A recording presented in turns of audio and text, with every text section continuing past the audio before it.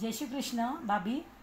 आज आपण अतिशय हौशी चालती पिलती रेसिपी म्हणालात तरी चालेल. त्यांना विविध पदार्थ करण्याची आवड आणि खूप मेहनती कष्टाळू अशा निशा दत्तात्रय गांधी डोंबिवली यांची ओळख करून घेणार आहोत.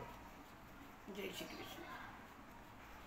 मला सांगा भाभी, तुमच्या आयुष्यातील सर्वात गोड आठवणी कोणत्या आहेत? माझ्या आयुष्यामध्ये भरपूर गोड आठवणी आहेत. माझ्या आयुष्यामध्ये भरपूर गोड आठवणी आहेत. फक्त एक म्हणजे माझ्या वडिलांनी आईने मला नर्सिंग कोर्सचा हे दिलेला सल्ला दिला होता. त्याच्यामध्ये मी नर्सिंग कोर्समध्ये चांगल्या मार्काने खूप अभ्यास करून चांगल्या मार्काने पास झाले. फर्स्ट क्लासमध्ये पास झाले. ही माझी गोड आठवण आहे. संसार सांभाळताना सर्वात मोठी शिकवण तुम्हाला काय मिळाली? पैसा आणि संपत्ती हे आयुष्यात पाहिजेच आहे, परंतु नाती जोडणे हे जास्त महत्त्वाचं आहे. म्हणजे नाती जोडण्यामध्ये तुम्ही एकदम चांगला आहेत हे मला पण माहीत आहेच. तुमच्या आईवडिलांकडून सासरकडून तुम्ही कोणते गुण शिकलात? आईकडनं मी टापटीप आणि स्वच्छता शिकले.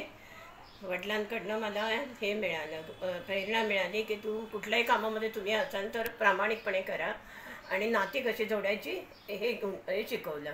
आणि सासूबाईंकडनं व्रत आणि वैकल्य ह्याची सगळी माहिती मिळाली. तुमच्या आयुष्यात कठीण प्रसंग आणि त्यातून तुम्ही कसे बाहेर पडलात? माझ्या आयुष्यामध्ये भरपूर कठीण प्रसंग मोठा आलेला होता. माझे मिस्टर दत्तात्रय सुंदर गांधी 1995 साली ऑक्टोंबरला त्यांना ह्याचे निदान झाले की त्यांना कॅन्सर आहे म्हणून. आणि 10 डिसेंबरला ते दुःखद निधन त्यांचे झाले. त्या पिरियडमध्ये माझ्या सगळ्या नातेवाईकांनी ह्यांच्या ऑफिसच्या सहकार्याने सगळ्यांनी भरपूर मदत केली. त्यांच्या सहकार्यामुळे मी त्याच्यातनं बाहेर पडले. तुम्ही समाजासाठी काही सहभाग काम केलेले आहे का? ह्या हल्लीच्या ह्या समाजामध्ये माझं जास्त झालेलं नाही आहे, पण माझे मिस्टर होते तेव्हा त्यांनी जवळजवळ 7-8 वर्ष समाजामध्ये कार्य केलेले आहे. सगळ्यांना माहिती आहे ते, आणि त्यामध्ये मी त्यांना सहकार्य भरपूर केलेलं आहे. छान छान. महिलांच्या प्रगतीबद्दल तुम्हाला काय सांगता येईल? महिला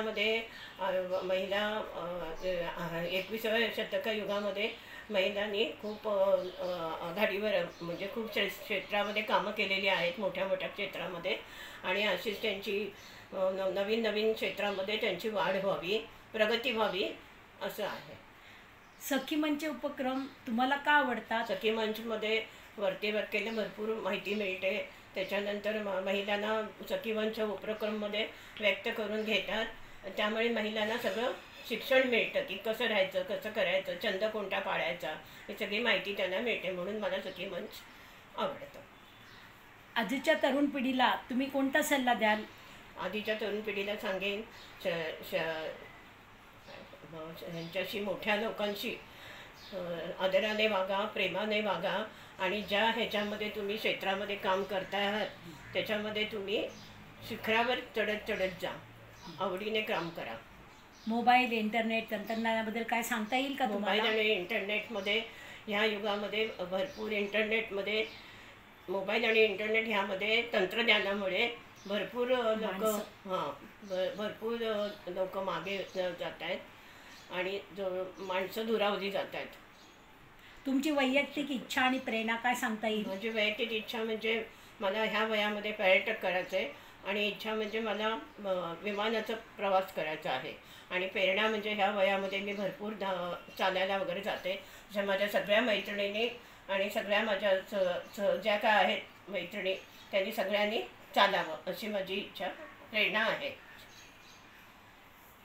तुम्हाला आनंद कशात मिळतो? मला आनंद सगळ्यात महत्त्वाचं म्हणजे माझ्याकडे येणारे पाहुणे यांचा आदर सत्कार, यांचं प्रेमाने त्यांच्याशी वागणं आणि त्यांना वेगवेगळ्या प्रकारचे पदार्थ करून खायला देण्यामध्ये मला खूप आनंद मिळतो. देवाकडे एकच प्रार्थना करायची संधी मिळाली तर तुम्ही काय सांगाल? मी असं देवाला सांगेन की माझ्या सगळ्या कुटुंबाला, माझ्या मुलांना, नातवांना सगळ्यांना सुखी ठेव आणि त्यांना आरोग्यदायी बनव. जय श्री कृष्ण. आणि